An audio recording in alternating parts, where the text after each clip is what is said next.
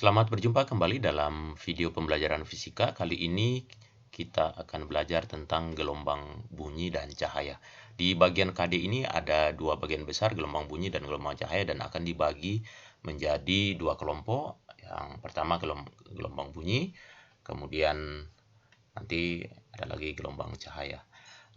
Gelombang bunyi sendiri akan dibagi menjadi beberapa bagian video supaya videonya tidak terlalu besar, yaitu ini semua ini. Dan bagian pertama ini kita akan fokus di apa itu gelombang bunyi. Ini dia kompetensi dasar dan indikatornya, silakan dibaca. Oke. Ya,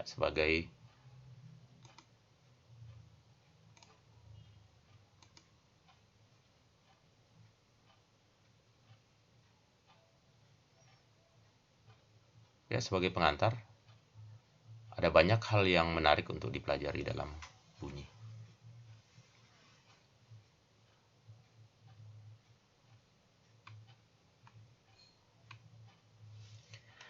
Baik, dengan belajar fisika khususnya gelombang bunyi ini, para siswa diharapkan mampu menjelaskan peristiwa-peristiwa yang terkait dengan gelombang bunyi dalam kehidupan sehari-hari.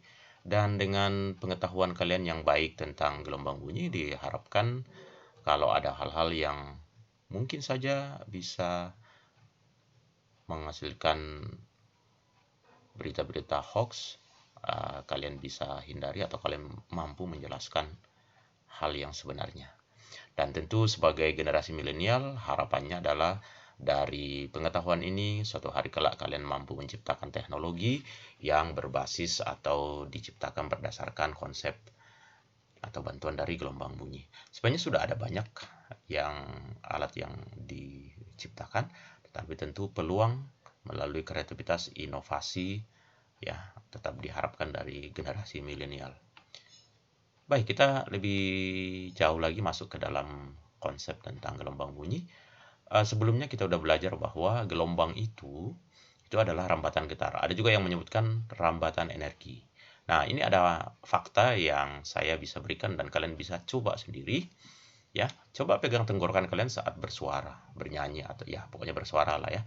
Kalian akan merasakan bahwa ada getaran di bagian tenggorokan, dan itu adalah sumber getar yang kemudian getaran itu merambat ya menghasilkan gelombang yang nanti kita sebut gelombang bunyi gitu. Bisa juga kalian perhatikan kalau tiup peluit. Nah, itu ada bagian yang kalau kalian benar-benar nanti perhatikan, ada bagian yang bergetar di sana. Nah, di sini ada juga video tentang senar gitar yang digetarkan, lalu partikel udara di sekitarnya itu akan ikut bergetar. Kita perhatikan.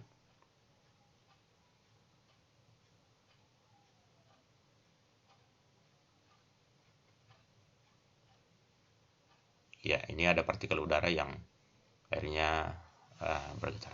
Oke, kita lanjut. Ya, di sini kita coba lihat lagi salah satu sumber bunyi, yaitu dengan menggetarkan senar gitar. Akan kelihatan senar gitar ini terjadi gelombang, dan kalian sudah pelajari di gelombang stasioner sebenarnya.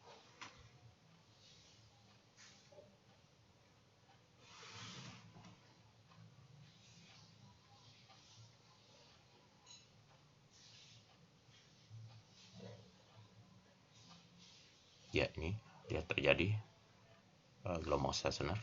Nah, ini.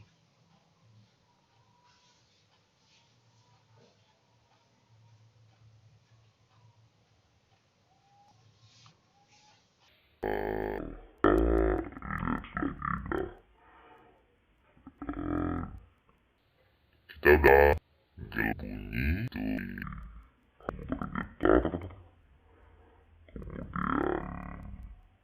merambat lalu masuk ke telinga. Nah, apakah gelombang bunyi itu memerlukan media atau medium untuk merambat? Kita coba lihat video berikut ini.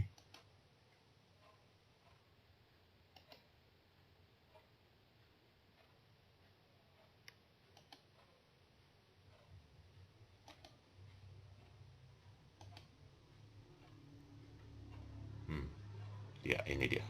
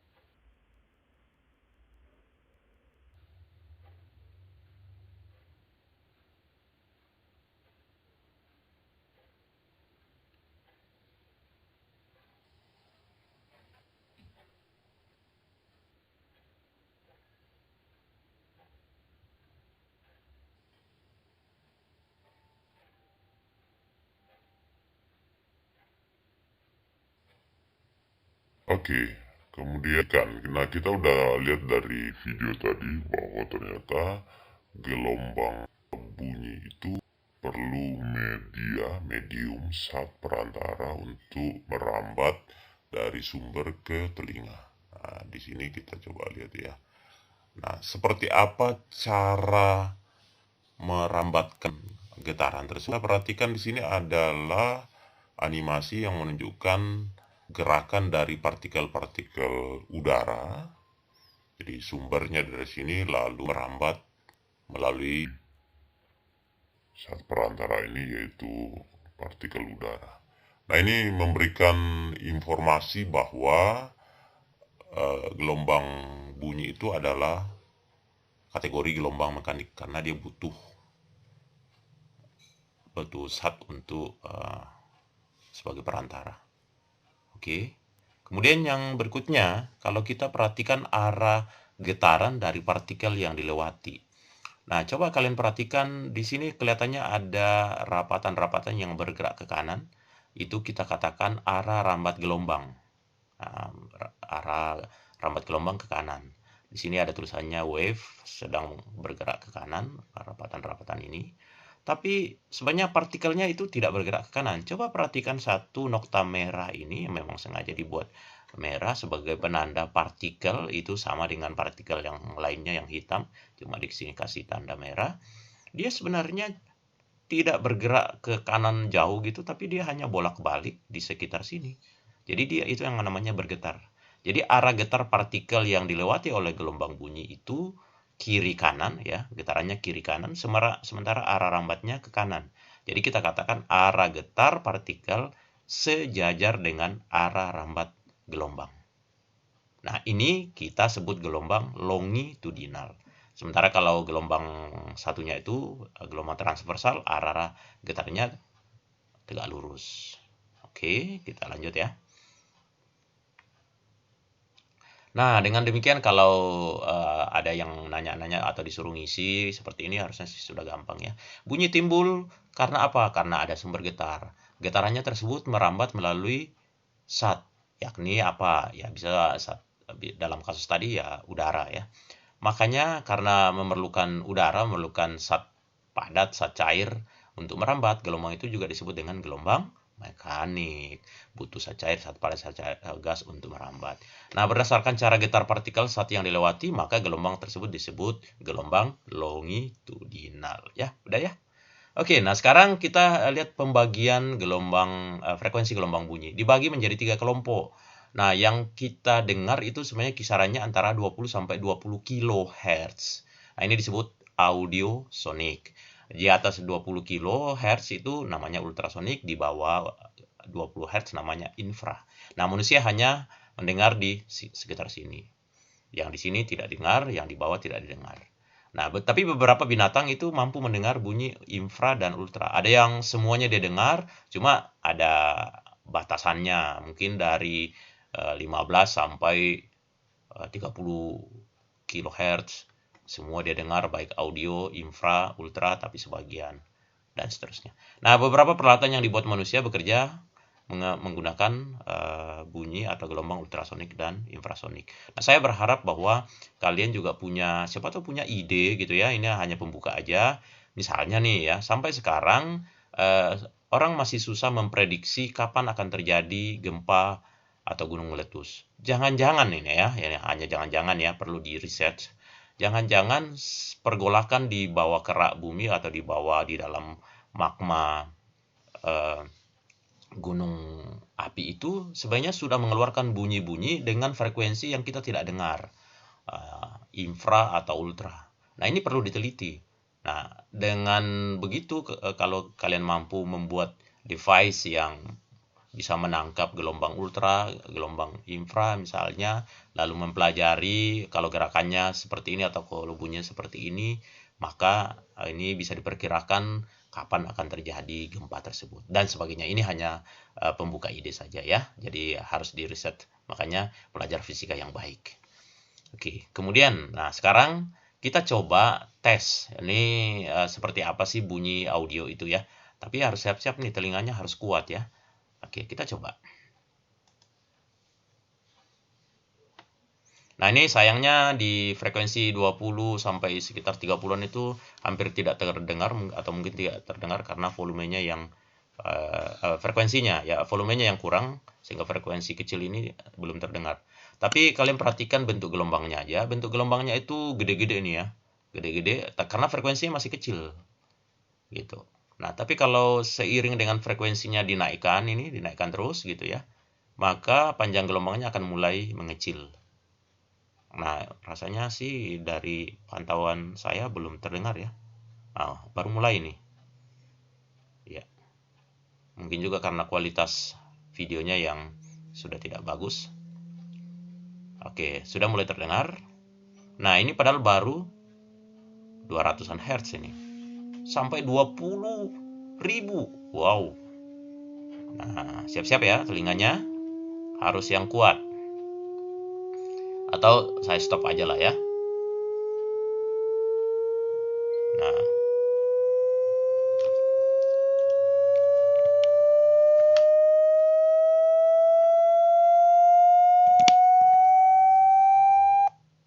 Tuh.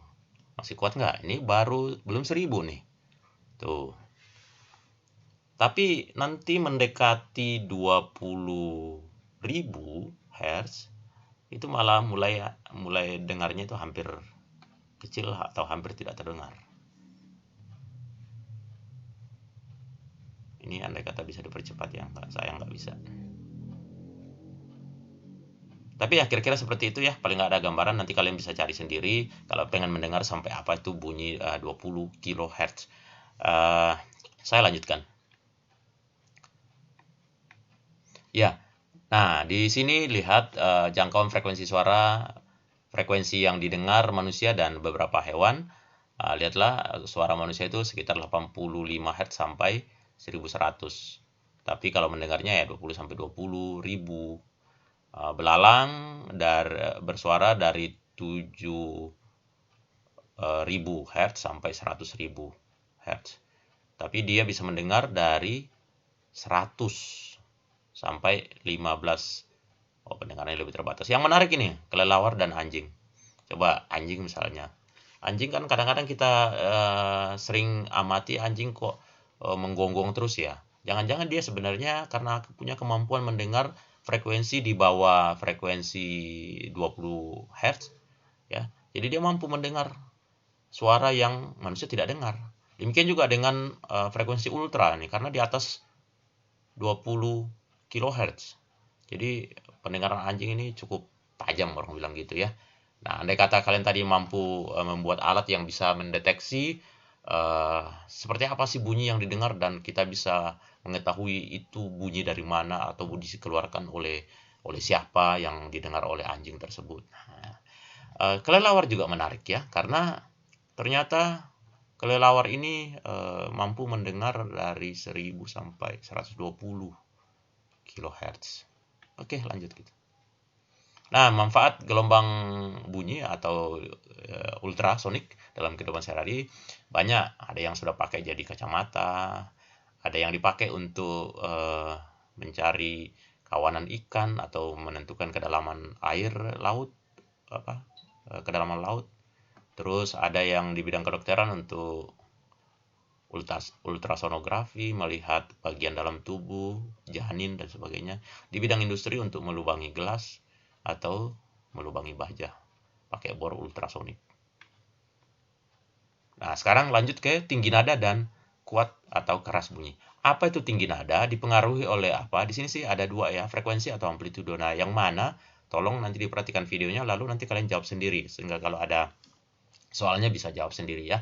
Pokoknya satu namanya tinggi nada, satu namanya kuat atau kerasnya nada atau kerasnya bunyi. Kita lihat. Ini perbedaan frekuensi dan amplitudo.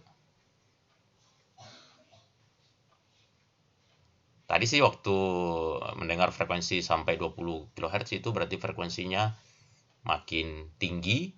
Nah, itu terkait dengan tinggi nada sebenarnya ya. Nah, ini frekuensinya hanya sekitar ini 600-an. Nah, udah dimulai dinaikkan bunyinya, perhatikan. Nah, ini namanya tinggi, nadanya ditinggiin. Nah, terus dikurangi. Oke. Nah, sekarang kekuatannya, kekerasannya dirubah. Caranya gimana? Ini amplitudonya yang dirubah. Ini dibuat sampai 0. Terus digedein lagi. Frekuensinya relatif tidak berubah. Nah, amplitudonya dari tengah sampai puncak ya. Oke, baik, lanjut ya. Nah, sekarang warna suara atau timbre. Dalam keramaian kamu pasti bisa membedakan suara laki-laki, perempuan, suara anak-anak, atau juga suara beberapa alat musik. Bunyi gitar pasti agak berbeda dengan organ dan sebagainya. Meskipun kedua alat tersebut itu punya atau membunyikan frekuensi atau nada yang sama, tapi tetap bisa dibedakan karena sifatnya unik. Nah, keunikan inilah yang disebut dengan timbre atau warna bunyi. Kenapa bisa terjadi seperti itu? Karena ada hubungannya dengan nada dasar dan nada atas. Frekuensi alat musik tersebut merupakan campuran frekuensi nada dasar dan nada atas. Kayak ini loh. Nah, ini kan ada bentuk gelombang yang ini agak kurang mulus, tapi ini sebenarnya secara kalau diperhatikan ini panjang gelombangnya sama atau frekuensinya sama. Tapi ini tidak mulus, ini mulusnya juga lebih tidak mulus lagi karena itu dipengaruhi oleh frekuensi nada atas. Nah, nada atas itu apa? Nanti kita pelajari di video berikutnya ya. Nah, tapi ini frekuensinya sama nih. Ya. Nah, di sini ada contoh, kita coba lihat ya. Ini beberapa alat musik yang akan dibunyikan. Frekuensinya sama.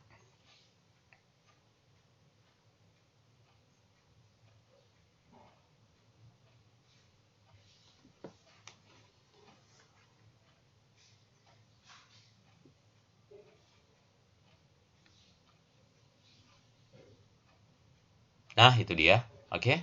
Jadi udah bisa membedakan atau mengetahui apa itu warna suara atau timbre ya. Baik, lanjut. Nah, sekarang kita coba lihat kecepatan rambat bunyi atau gelombang bunyi ya. Persamaan ini pasti udah pernah dapat di bab sebelumnya. V sama dengan lambda panjang gelombang dikali dengan frekuensi. Frekuensinya tentu frekuensi sumber bunyi. Lambdanya ya panjang gelombangnya si gelombang bunyi. Nah, kecepatannya itu ya kecepatan rambat gelombang bunyi di dalam medium. Nah, di udara kek, di saat padat kek, atau di saat cair. Nah, catatan yang ini, rambat bunyi ini sebenarnya konstan. Selama di dalam udara ini dia akan konstan terus. Selama properties udaranya itu tidak berubah. Maksudnya properties udaranya tidak berubah apa? Misalnya nanti kita akan lihat bahwa ternyata dipengaruhi oleh suhu. Nah, selama suhunya nggak berubah, ya sudah kecepatannya itu akan konstan. Jadi kalau frekuensinya nanti di sini dirubah, ya kalau frekuensinya dirubah, yang berubah itu panjang gelombang. Jadi misalnya frekuensinya naik ya lambdanya jadi mengecil. Kenapa? Karena V-nya ini tidak akan berubah selama properties dari media yang gas ini tidak berubah. Nah, oke, gambar kedua ini kita akan coba lihat menentukan yang mana yang dimaksud dengan panjang gelombang, ya. Panjang gelombang itu kita bandingkan aja dengan gambar ini, gambar gelombang transversal. Kita udah tahu dong dari sini sampai puncak ini itu 1 lambda, ya, ini 1 lambda. Nah, jadi iya kalau begitu dari rapatan ini yang gelap-gelap ini ke rapatan berikutnya yang terdekat itu 1 lambda, ya, 1 lambda. Atau boleh juga dari tengah-tengah regangan yang warna putih itu, tengah-tengahnya ya, ke sini itu 1 lambda. Nah, gampang ya. Nah, itu 1 lambda. Oke. Jadi, itu intinya tadi V-nya itu konstan. Nah, sekarang kita lanjutkan. Nah, karena cepat rambat gelombang tadi itu, rambat gelombang bunyi ya, itu tetap ya tergantung dari medianya. Nah, untuk zat padat, ini harusnya ada V ini. V sama dengan akar E per rho. E itu apa? Modulus yang. Rho itu apa? Massa jenis. Kalau di dalam zat cair, itu V-nya itu dipengaruhi oleh modulus, namanya modulus bulk ya. Modulus bulk itu ini tekanan dibagi dengan ini delta volume per volume gitu ya. Jadi saya ulangi, kecepatan bunyi dalam zat cair itu V sama dengan akar B per massa jenis. Di dalam gas, ini kelihatannya ada 2 rumus, tapi sebenarnya itu satu. Karena ini kita pelajari di teori kinetik gas, mudah-mudahan masih ingat. Ya, saya fokus ke ini aja. Jadi cepat rambat gelombang di dalam gas itu dipengaruhi oleh ini ada T ini, suhu mutlak dalam Kelvin. Lalu gamma itu tetapan Laplace. Lalu M itu adalah massa molar gas, ya. Kadang-kadang diganti AR atau MR. R itu tetapan umum gas. Oke, jadi selama suhunya tidak berubah, ya sudah kecepatannya akan konstan. Oke, lanjut. Nah, khusus untuk tali, nah ini nanti ada percobaannya di lab ya. Khusus untuk tali, kita bisa turunkan lagi menjadi ini. V sama dengan akar F per mu. Nah, lalu mu-nya itu apa? Mu itu pengertiannya adalah massa jenis linear. Ada juga massa jenis biasa, tapi ini massa jenis linear yaitu massa per panjang tali. Oke. Nah, kalau massa diganti dengan rho kali volume, volumenya A kali L dibagi L, dapatlah rho kali A. Nah, udah jadi bisa ini gitu ya. Oke. Nah, ini kalau ini namanya percobaan Melden nanti ya. Di lab akan diadakan percobaan. Lalu ini tegangan talinya itu caranya digantungi beban di sini, berarti tegangan talinya sama dengan berat beban. Lalu ini ada getaran, kemudian akan merambat. Nah, kecepatan rambatan gelombangnya itu sama dengan akar F per mu. Lalu akan terbentuk gelombang stasioner di sini, kita bisa cari ukur panjang tali panjang gelombangnya. Ya, oke, cukup. Nanti ketemu di lab fisika aja. Oh, cukup. Sekian dan terima kasih.